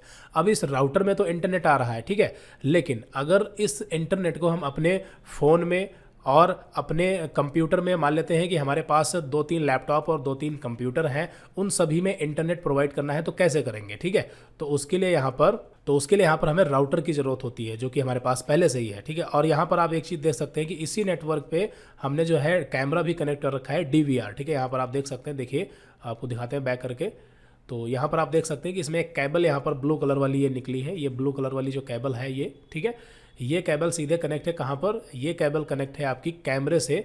यहाँ पर ये देख सकते हैं, ये कैमरे से कनेक्ट है, जिससे क्या होता है कि इसी केबल पर इंटरनेट भी हम एक्सेस कर पाते हैं और कैमरे को भी एक्सेस कर पाते हैं। ठीक है, ये केबल DVR से यहाँ पर आप देख सकते हैं ये कनेक्ट है। ठीक है, और फिर उसके बाद अब इसमें देखिए यहाँ पर ये जो राउटर आपका है, इस राउटर में यहाँ पर इंटरनेट भी है। ठीक है, इस राउटर में क्या है? इंटरनेट भी है, और इसमें जो हमने केबल कनेक्ट कर रखी है एक DVR कैमरे से, वो कैमरे का एक्सेस भी इसमें आ चुका है। ठीक है, और ये जो राउटर है ये वाईफाई यानी कि वायरलेस भी है, वायर्ड भी है। इससे आप इंटरनेट वाईफाई की मदद से भी कनेक्ट कर सकते हैं और वायर की मदद से भी कनेक्ट कर सकते हैं। ठीक है, आगे देखते हैं। अब देखिए यहाँ पर एक केबल इस साइड से और निकली है, जो कि हमारे कंप्यूटर से कनेक्ट है। ठीक है, अब यहाँ पर ये देखिए आप डायरेक्टली यहाँ पर ये हमारे कंप्यूटर के स्विच से कनेक्ट है। ठीक है, ये जो केबल है ये वही है जो कि राउटर में जाके लगी है, और यहाँ पर ये एक स्विच डिवाइस होती है, इसके बारे में आगे हम देखेंगे। इसमें यहाँ पर ये केबल आकर के कनेक्ट हो गई। ठीक है, अब ये आप जो केबल यहाँ पर ब्लू वाली देख पा रहे हैं, इस केबल पर आपका इंटरनेट भी आ रहा है और DVR यानी कि जो आपका कैमरा है, CCTV कैमरा, वो भी यहाँ पर इसी केबल के थ्रू दोनों नेटवर्क पास हो रहे हैं। इस चीज़ का ध्यान रखना। अभी इस केबल पर कितने नेटवर्क हैं? 2 नेटवर्क हैं। फिर उसके बाद अब यहाँ पर और प्ले करते हैं, देखिए अब यहाँ पर एक और आप देख सकते हैं येलो वाली जो केबल आ रही है। ठीक है, येलो वाली केबल वो स्विच से होकर के कहाँ कनेक्ट हो रही है? ये कनेक्ट हो रही है CPU के साथ में। ठीक है, यहाँ पर आप देख सकते हैं ये कहाँ से कनेक्ट है? CPU यानी कि कंप्यूटर के साथ में। तो अब यहाँ पर ये जो स्विच है, तो इसमें 3 तरह के नेटवर्क आ गए। एक तो आपका इसमें DVR यानी कैमरा एक्सेस आ गया स्विच में, क्योंकि इस केबल से आ रहा था, और इसमें इंटरनेट भी आ रहा था, तो इसमें प्लस इंटरनेट भी आ रहा है। और येलो वाली केबल ये CPU से कनेक्ट है, तो इसमें आपका एक कंप्यूटर यानी कि एक सर्वर बन चुका है। ठीक है, तो इसमें 3 तरह के नेटवर्क आ रहे हैं। ठीक है, अब तीनों को हम कैसे एक्सेस कर पा रहे हैं देखिए। अब इस स्विच से जो भी केबल दूसरी जगह निकली होगी, इसी केबल में 3 नेटवर्क पास हो रहे हैं, समझ गए होंगे। और ये जो येलो वाली केबल है, तो ये आपकी CPU से कनेक्ट है, पता है आपको। तो ये जो CPU से कनेक्ट है, इस केबल में इंटरनेट भी है, ठीक है, और इसमें DVR यानी CCTV कैमरे का भी सिग्नल्स है, दोनों चीज़ें हैं। और अभी यहाँ पर अगर हम इसमें एक केबल और निकाल करके एक प्रिंटर को कनेक्ट कर दें और यहाँ से कोई मॉडेम कनेक्ट कर दें या कोई स्कैनर कनेक्ट कर दें, कुछ भी कनेक्ट कर सकते हैं इसमें, तो ये जो इंटरनेट होता है वो सभी में चला जाएगा ऑटोमेटिक। ठीक है, सभी कंप्यूटर्स में चला जाएगा। तो यहाँ पर एक लैन नेटवर्क है, अभी यहाँ पर आगे देखिए, अब यहाँ पर हमने क्या किया कि आपको पता है कि ये जो ब्लू वाली केबल है, इस केबल पर इंटरनेट भी है, सीसीटीवी डीवीआर यानी कैमरा भी है, और इसमें आपका जो येलो वाली केबल जो सीपीयू से कनेक्ट थी, यानी कि ये सीपीयू से भी कनेक्ट है, यानी इसमें 3 चीज़ें हैं, ठीक है। तो यहाँ पर हम इसमें से कितना एक्सेस लेना चाहते हैं वो ले सकते हैं। तो ये डिवाइस है, एक थिन क्लाइंट है, जैसा कि हमने दिखाया था थोड़ी देर पहले कि हम एक कंप्यूटर को सर्वर बना सकते हैं और बाकी उसके साथ छोटी छोटी थिन क्लाइंट कनेक्ट कर सकते हैं, जैसे सर्वर और ये आपके क्लाइंट होते हैं, ठीक है। तो यहाँ पर ये एन कंप्यूटिंग की एक थिन क्लाइंट है, जहाँ पर ये केबल आके इसमें कनेक्ट हो गई और फिर उसके बाद इससे हम कंप्यूटर कनेक्ट कर सकते हैं। आप देख सकते हैं, देखिए यहाँ पर ये एन कंप्यूटिंग हो गई। देखिए ये जो कंप्यूटर यहाँ पर ये कनेक्ट है, इसमें सीपीयू नहीं लगे हैं, ठीक है। ये थिन क्लाइंट डिवाइस के जरिए कनेक्ट है और इसमें इंटरनेट भी चल रहा है सिर्फ एक केबल की मदद से, ठीक है। यहाँ पर ये जो केबल आ रही थी इसमें इंटरनेट भी आ रहा था, फिर ये केबल सीपीयू में चली गई तो इसमें सीपीयू का एक्सेस भी आ गया, यानी इसमें सर्वर वाले भी सिग्नल आ गए। तो ये जो केबल फाइनली यहाँ से निकली स्विच से हो करके, तो इसमें 3 तरह के नेटवर्क हैं। अब इस 3 तरह के नेटवर्क आप इसमें से जितना यूज लेना चाहें, अगर आप कैमरा एक्सेस लेना चाहते हैं तो इसी केबल के थ्रू कैमरा एक्सेस भी ले सकते हैं। और इसमें एक चीज़ बता दें, यहाँ पर इसमें जो शुरुआत में हमने राउटर दिखाया था, तो आपको पता है कि इस राउटर में क्या है, इस राउटर में इंटरनेट कनेक्शन है, ठीक है। इस राउटर में क्या है, इंटरनेट कनेक्शन है। लेकिन अगर हम यहाँ पर इंटरनेट कनेक्शन हटा देते हैं, देखिए यहाँ पर हम इंटरनेट कनेक्शन हटाते हैं, देखिए अगर यहाँ पर हम ये वाली केबल निकाल दें, जैसा कि आपको पता है कि राउटर में इंटरनेट कैसे आ रहा है, इसी केबल के थ्रू आ रहा है। अगर ये केबल यहाँ से हम निकाल दें तो क्या ये सारा नेटवर्क खराब हो जाएगा? नहीं, ये नेटवर्क प्रॉपर चलता रहेगा। आपको पता है कि राउटर जो है, इसमें हम अगर ये केबल निकालेंगे तो सिर्फ इंटरनेट नहीं मिलेगा, और बाकी आपका जो डीवीआर कैमरा एक्सेस है और बाकी जो हमने अभी दिखाया था कि ये आपस में इसके जरिए कंप्यूटर यहाँ पर कनेक्ट है, ये सारा कुछ चलता रहेगा, सिर्फ इंटरनेट जो है वो नहीं चलेगा, बस इतना होगा, ठीक है। तो आप समझ गए होंगे। तो यहाँ पर एक छोटा सा नेटवर्क था, लैन नेटवर्क, और इसमें यहाँ पर कई सारे एक्सेस हैं, जिसमें डीवीआर कैमरा और इंटरनेट और एक सीपीयू को भी हमने शेयर किया सिर्फ एक ही केबल पर, ठीक है। बाकी इसमें आप प्रिंटर भी शेयर कर सकते हैं, जितनी भी डिवाइसेस हैं वो एक ही केबल पर शेयर कर सकते हैं। और ये सभी जो थी ये ट्विस्टेड पेयर केबल थी। ये क्या थी? सब ट्विस्टेड पेयर केबल थी। जो फाइनली केबल आई थी वो आपकी थी फाइबर ऑप्टिक। चलिए यहाँ पर इसको क्लोज करते हैं, अगर आगे जरूरत पड़ेगी तो इस वीडियो क्लिप के माध्यम से और भी आगे की चीज़ें समझाएंगे, क्योंकि इसमें यहाँ पर नेटवर्किंग डिवाइसेस यूज हुई थी। इसमें 3 नेटवर्किंग डिवाइसेस यूज हुई थी इस वीडियो क्लिप में। एक तो आपका स्विच यूज हुआ था, दूसरा आपकी थिन क्लाइंट यूज हुई थी, और तीसरा यहाँ पर आपका राउटर यूज हुआ था, ठीक है। और राउटर जो है वो कई सारी डिवाइसेस से मिल करके बना है, उसके बारे में आगे देखेंगे। फिलहाल यहाँ पर नोट्स की तरफ बढ़ते हैं एक बार फिर से। उसके बाद हमारा अगला टॉपिक है नेटवर्क टोपोलॉजी। तो लगे हाथ यहाँ पर हम नेटवर्क टोपोलॉजी को भी समझ लेते हैं कि नेटवर्क टोपोलॉजी क्या होती है। तो नेटवर्क टोपोलॉजी कुछ नहीं होती, जैसा कि यहाँ पर आप देख सकते हैं, किसी भी नेटवर्क में कंप्यूटरों को आपस में जोड़ना, नोड को बोलते हैं कंप्यूटर। यानी कि अगर आप मान लेते हैं कि एक नेटवर्क से आपने 4 या 5 कंप्यूटर कनेक्ट कर रखे हैं, तो आपके लिए तो ये 4 कंप्यूटर हैं, लेकिन एक नेटवर्क की बात करें तो उसमें ये नोड माने जाएंगे। ये 4 आपके क्या है, नोड है। अगर कोई एक कंप्यूटर खराब हो गया तो यानी एक नोड खराब हो गया, अब आपके 3 नोड एक्टिव हैं, तो इसको बोला जाता है नोड। चाहे वो मोबाइल फ़ोन हो, प्रिंटर हो, या कोई भी डिवाइस हो। तो नोड क्या होता है आपको समझ आ गया होगा। अगर एक नेटवर्क में 15 तरह की अलग अलग टाइप की डिवाइसेस लिंक हैं, या एक ही तरह की डिवाइसेस जुड़ी हुई हैं, 15 के 15 कंप्यूटर हैं, या 15 मोबाइल फ़ोन ही है, या आधे मोबाइल फ़ोन है, आधे कंप्यूटर लैपटॉप है, तो कुल मिला के वो क्या होते हैं, नोड बोला जाता है उसको, ठीक है। टोटल कितने नोड हैं वहाँ पर? 15 नोड है, 15 नोड है। तो किसी भी नेटवर्क में कंप्यूटर यानी नोड को आपस में जोड़ने के तरीके को टोपोलॉजी कहते हैं। यानी कि आपने जो नेटवर्क बनाया है वो नेटवर्क किस तरह से बनाया है, उसमें कौन कौन सी डिवाइसेस का इस्तेमाल किया है, और उस नेटवर्क के क्या बेनिफिट्स हैं और क्या उसके नुकसान हैं, तो वो सारी चीज़ें मिल करके एक टोपोलॉजी बनाती हैं। तो नेटवर्क टोपोलॉजी कोई सॉफ्टवेयर या कोई हार्डवेयर नहीं है, बस एक वर्ड है जो कि यूज़ किया जाता है जब भी आप कोई नेटवर्क बनाते हैं। तो वो किस तरह का नेटवर्क है, उसको किस तरह से बनाया गया है, उसी को बोला जाता है टोपोलॉजी। जैसे कि यहाँ पर आप देख सकते हैं टोपोलॉजी कई प्रकार की होती हैं, स्टार, रिंग, बस, मेश, ट्री, आप पढ़ सकते हैं। तो यहाँ पर देखिए स्टार टोपोलॉजी समझते हैं, तो ये आप नीचे देख सकते हैं, ये एक टोपोलॉजी है, स्टार टोपोलॉजी, ठीक है। तो यहाँ पर स्टार टोपोलॉजी में क्या होता है कि अगर ये एक हब है, यानी कि एक डिवाइस होती है, जैसे एक स्विच डिवाइस होती है, उसी तरीके से एक डिवाइस होती है हब, ठीक है। तो एक हब है और यहाँ पर ये आपके कंप्यूटर कनेक्ट है। इसमें कंप्यूटर कितने भी कम या ज़्यादा हो सकते हैं। तो यहाँ पर ये कंप्यूटर आपके कनेक्ट है। तो अगर कंप्यूटर इस तरह से कनेक्ट है तो ये एक स्टार टोपोलॉजी बनाता है। स्टार टोपोलॉजी बनाता है, इसका मतलब ये नहीं कि ये स्टार के शेप में कंप्यूटर जुड़े हैं तभी स्टार टोपोलॉजी माना जाएगा, नहीं। अब मान लेते हैं कि आपने हब यहाँ पर रखी, ये आपकी क्या है, हब है, और यहाँ पर ये कंप्यूटर है, यहाँ पर कंप्यूटर है, यहाँ पर, इस तरह से आपने कंप्यूटर जोड़े, ऐसे इस तरह से केबल बिछा दी, तो ये भी आपकी क्या है, स्टार टोपोलॉजी ही है, ठीक है। स्टार शेप में है इसका मतलब ये स्टार नहीं हुआ। इस तरह से इसमें क्या होता है, इसमें खासियत क्या होती है कि अगर ये हब खराब हो गई तो सभी कंप्यूटर जो है वो चलना बंद हो जाएंगे। पहला नुकसान इसका ये हो गया, ठीक है। दूसरा नुकसान क्या है कि इसमें जो डेटा होता है वो ब्रॉडकास्ट हो जाता है, ठीक है। डेटा ब्रॉडकास्ट हो जाता है मतलब कि अगर मान लेते हैं इसमें एक कंप्यूटर हमने जोड़ रखा है सर्वर, ठीक है, ये मेन कंप्यूटर है और इससे हमने डेटा भेजा किसी भी कंप्यूटर के लिए, तो किसी सेपरेट कंप्यूटर के लिए डेटा हम नहीं भेज सकते। अगर यहाँ पर हब यूज किया गया है तो जब हम इससे कोई भी डेटा इस नेटवर्क में भेजेंगे तो वो सभी के पास पहुंच जाएगा, ठीक है। वो क्या हो जाएगा, सभी कंप्यूटर के पास पहुंच जाएगा। अगर इस कंप्यूटर से हम इस कंप्यूटर पर डेटा ट्रांसफर करेंगे तो वो ऑटोमेटिक जो है वो सभी के पास पहुंच जाएगा, ठीक है। तो हब क्या करता है, ये ब्रॉडकास्ट कर देता है, यानी डेटा को ब्रॉडकास्ट कर देता है।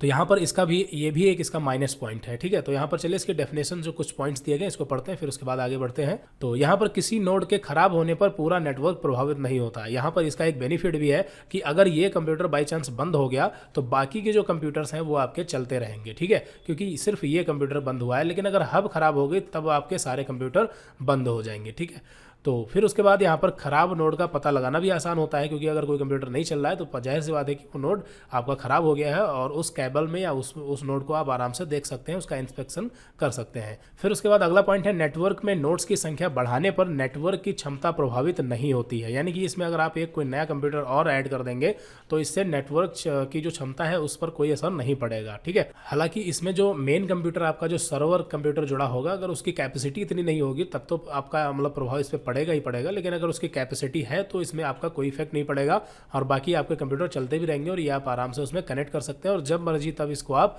डिस्कनेक्ट भी कर सकते हैं।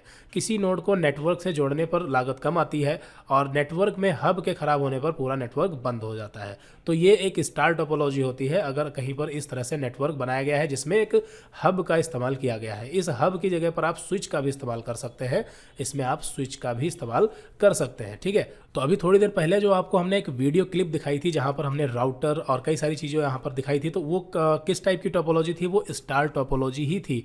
लेकिन वहां पर हमने हब की जगह पर स्विच का इस्तेमाल किया था ताकि जो डेटा है वो ब्रॉडकास्ट ना होने पाए, ठीक है। तो वहां पर हमने क्या यूज किया था, स्विच का इस्तेमाल किया था। स्विच क्या होती है, हब क्या होती है, दोनों में डिफरेंस क्या होता है ये हम आगे देखेंगे जब हम नेटवर्क अडाप्टर यानी नेटवर्क डिवाइसेस के बारे में पढ़ेंगे। फिलहाल तो अभी जो हमने नेटवर्क बनाया था उस वीडियो क्लिप में दिखाया था आपको, वो कौन सा टोपोलॉजी था, वो स्टार टोपोलॉजी था, ठीक है। फिर उसके बाद है रिंग टोपोलॉजी। रिंग टोपोलॉजी में क्या होता है कि कंप्यूटर जो है वो कुछ इस तरह से कनेक्ट होते हैं। तो रिंग टोपोलॉजी में क्या होता है कि अगर एक कंप्यूटर अपने आगे वाले कंप्यूटर और पीछे वाले कंप्यूटर से डायरेक्टली कनेक्ट है तो ये क्या बनती है, एक रिंग टोपोलॉजी बनती है, ठीक है। भले ही कंप्यूटर जो है वो इस तरीके से रखे हों, जैसा कि हमने बताया कि रिंग का मतलब ये नहीं कि रिंग में यानी गोल रखे हों, तभी अगर ये वाला कंप्यूटर आपका इससे भी कनेक्ट है, इससे भी कनेक्ट है और ये वाला कंप्यूटर जो है आपका वो इससे भी कनेक्ट है और ये इससे भी कनेक्ट है, तो ये क्या बन गया, एक रिंग टोपोलॉजी बन गया। सभी कंप्यूटर आपस में एक दूसरे से डायरेक्टली और इनडायरेक्टली कनेक्ट है। डायरेक्टली इनडायरेक्टली का मतलब ये वाला कंप्यूटर इससे और इससे डायरेक्टली कनेक्ट है, लेकिन इससे ये इनडायरेक्टली कनेक्ट है। कनेक्ट ये एक ही नेटवर्क में है, लेकिन ये इस वाले से और इस वाले में ये इनडायरेक्ट है, जबकि अपने आगे वाले और पीछे वाले कंप्यूटर से ये डायरेक्ट कनेक्ट है। तो ये एक रिंग टोपोलॉजी होती है। और इसमें एक सबसे माइनस पॉइंट ये है कि अगर एक कंप्यूटर कोई खराब हो गया, एक नोड बंद हो गया, तो बाकी पूरा नेटवर्क प्रभावित हो जाता है और ये सारे काम करना बंद कर देते हैं। कंप्यूटर काम करना नहीं बंद करते, मतलब नेटवर्क जो है वो ब्रेक हो जाता है। तो आप समझ गए होंगे, ठीक है। कंप्यूटर चलते रहते हैं लेकिन नेटवर्क ब्रेक हो जाता है। तो ये रिंग टोपोलॉजी होती है। हालांकि इसका ज़्यादा यूज़ नहीं किया जाता, ज़्यादातर इस्तेमाल किया जाता है स्टार टोपोलॉजी का और बस टोपोलॉजी का, ठीक है। बस टोपोलॉजी का भी ज़्यादातर इस्तेमाल किया जाता है। अब देखिए यहाँ पर बस टोपोलॉजी में बताया गया सभी नोड एक सिंगल केबल से जुड़े होते हैं। जैसे कि यहाँ पर आप देख सकते हैं ये केबल है और इसमें इस तरह से सभी नोड यानी कंप्यूटर जुड़े होते हैं। इसमें जो स्टार्टिंग पॉइंट होता है और जो एंडिंग पॉइंट होता है ये टर्मिनेटर होता है। टर्मिनेटर मतलब ये आप कह सकते हैं यहाँ पर ये नेटवर्क आकर के बंद हो जाता है, ठीक है। तो इसमें सभी नोड एक सिंगल केबल के जरिए जुड़े होते हैं जिसको बैकबोन केबल भी कहते हैं। बैकबोन यानी कि ये आपकी मेन केबल होती है, ठीक है। और इसमें किसी नोड के खराब होने पर पूरा नेटवर्क में कोई भी प्रभाव नहीं पड़ता। ये बिल्कुल स्टार टोपोलॉजी जैसे है। अगर इसमें एक कंप्यूटर बंद हो जाएगा तो बाकी और सारे चलते रहेंगे। लेकिन अगर ये आपकी केबल खराब हो गई जिसे बैकबोन केबल कहते हैं तो फिर आपका पूरा नेटवर्क प्रभावित होगा, ठीक है। और फिर बैकबोन के दोनों छोर पर टर्मिनेटर लगे होते हैं। बस टोपोलॉजी का उपयोग छोटे नेटवर्क के लिए किया जाता है, ठीक है। तो छोटे नेटवर्क के लिए स्टार या बस का यूज किया जाता है, ठीक है। बस टोपोलॉजी भी यूज की जाती है और स्टार टोपोलॉजी भी यूज की जाती है। फिर है मेश टोपोलॉजी। तो जो मेश टोपोलॉजी होती है, ये जो टोपोलॉजी होती है काफ़ी एक्सपेंसिव होती है, महंगी टोपोलॉजी होती है। ऐसा इसलिए क्योंकि इसमें सभी नोड एक दूसरे से डायरेक्ट जुड़े होते हैं और यह सबसे विश्वसनीय टोपोलॉजी होती है। और इसमें इस नेटवर्क में कितने केबल्स लगेंगी, नेटवर्किंग केबल्स, ठीक है, यानी कितना वायर लगेगा, ये निकालने के लिए यहाँ पर आप ये फार्मूला यूज कर सकते हैं। यहाँ पर n की जगह पर आप कंप्यूटर की वैल्यू रख दें। यहाँ पर कितने कंप्यूटर हैं आपके, 5 कंप्यूटर हैं, यानी 5 नोड हैं। तो यहाँ पर n का जो मान है वो 5 रख दें और फिर आपका यहाँ पर ये निकल आएगा कि इसमें कितने वायर लगेंगे। अगर आपके पास मान लेते हैं आपने 9 कंप्यूटर को आपस में जोड़ा है मेश टोपोलॉजी में, तो उस मेश टोपोलॉजी में 9 कंप्यूटर को जोड़ने में कितना वायर लगेगा, यानी कितनी केबल्स लगेंगी, उसके लिए यहाँ पर आप n की जगह पर 9 रख करके निकाल सकते हैं, ठीक है। तो यहाँ पर अगर हम इसकी बात करें तो यहाँ पर n की जगह 5 रखेंगे तो कितना आ जाएगा, n की जगह यहाँ पर हमने 5 रखा तो यहाँ पर 5 - 1 कितना बचा, 4। और यहाँ पर n की जगह यहाँ पर भी हम 5 रखेंगे तो 5 × 4 कितना हो गया आपका 20 हो गया, अपॉन 2 तो ये आपका निकल आया 10। इसमें आपके टोटल कितने वायर लगे हैं, 10 वायर लगे हैं। तो समझ गए होंगे यहाँ पर 10 वायर लगे हैं अगर आप 5 कंप्यूटर का यूज़ करते हैं। इसका मतलब ये नहीं कि अगर आप 10 कंप्यूटर का यूज़ करेंगे तो 20 वायर लगेंगे, ऐसा नहीं है, उसके लिए आपको ये निकालना पड़ेगा, ठीक है। चलिए, तो यहाँ पर ये मेश टोपोलॉजी होती है और इसकी कॉस्ट जो होती है वो सबसे ज़्यादा होती है। इसमें बेनिफिट ये होता है कि सभी कंप्यूटर एक दूसरे से डायरेक्टली जुड़े होते हैं।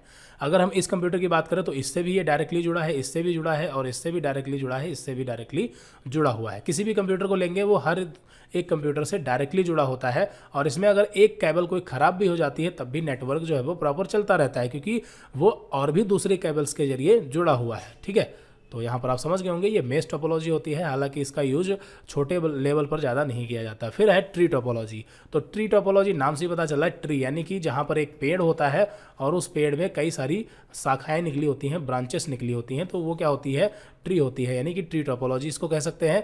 तो ट्री टोपोलॉजी में कुछ नहीं होता है। अगर मान लेते हैं एक आपने स्टार टोपोलॉजी बनाई, यहाँ पर एक स्विच लगाया और इसमें आपने कई सारे कंप्यूटर यहाँ पर कनेक्ट कर दिए, तो ये एक कमरे में आपने कंप्यूटर्स कनेक्ट कर दिए एक स्विच के माध्यम से। फिर एक दूसरा रूम है, उसमें भी आपको इतने ही कंप्यूटर यूज करने हैं, तो आप इस स्विच से एक केबल निकाल करके एक दूसरे स्विच में यहाँ पर आप उसमें कंप्यूटर अलग अलग जोड़ देंगे कुछ इस तरीके से। तो ये क्या बन जाएगा, ये आपका एक ट्री टोपोलॉजी बन जाएगा और बीच में यहाँ पर आपका मेन CPU है, जो कि किसी भी स्विच से आप कनेक्ट कर दें, चाहे इससे कनेक्ट कर दें सर्वर को या इस वाले स्विच से कनेक्ट कर दें, नेटवर्क आपके दोनों में पहुंच जाएंगे, ठीक है। तो ये दोनों ही लैन नेटवर्क हैं, यानी कि आपकी ये स्टार टोपोलॉजी ही है और इसको हमने 2 जगह यूज किया तो ये आपकी ट्री टोपोलॉजी बन गई, यानी उसकी हमने एक शाखा निकाल दी, ठीक है। तो ट्री टोपोलॉजी कुछ नहीं, बस आपकी जो स्टार टोपोलॉजी और जो आपकी ये बस टोपोलॉजी होती है उसकी जब हम ब्रांचेस बनाते हैं तो वो एक ट्री टोपोलॉजी बन जाती है, ठीक है।